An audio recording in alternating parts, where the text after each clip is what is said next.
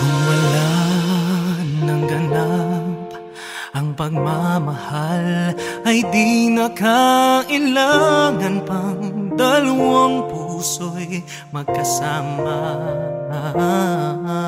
Kung wala nang tamis sa damdamin ng pag-ibig, ay hayaan ng puso ay mag-isa. Bakit nga ba iisipin ng sasabihin ng ibang gayong hindi siya ang nagdurusa?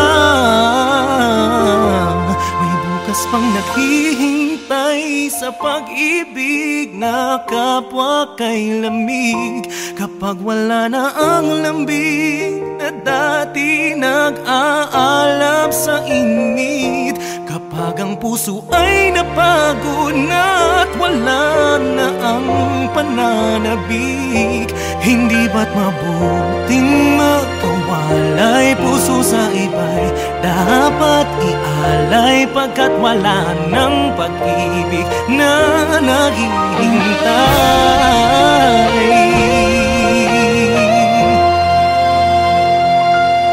Bakit lang ba ganun?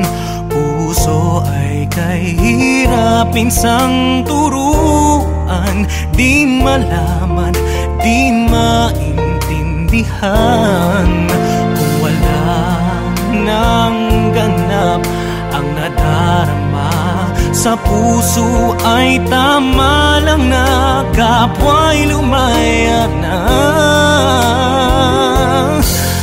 Bakit nga ba iisipin na sasabihin ng iba gayong hindi siya ang nagdurusa?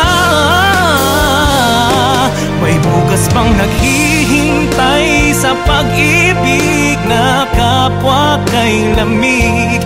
Kapag wala na ang lambing na dati nag-aalab sa init, kapag ang puso ay napagod na at wala na ang pananabik, hindi ba't mabuting magkawalay? Puso sa iba'y dapat ialay, pagkat wala ng pag-ibig na naghihintay.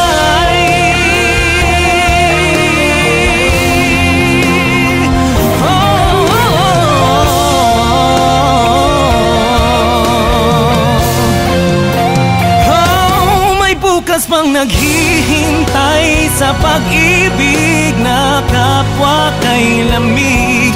Kapag wala na ang lambing na dati nag-aalab sa init, kapag ang puso ay napagod na at wala na ang pananabik, hindi ba't mabuting magkawalay? Puso sa iba'y dapat ialay, pagkat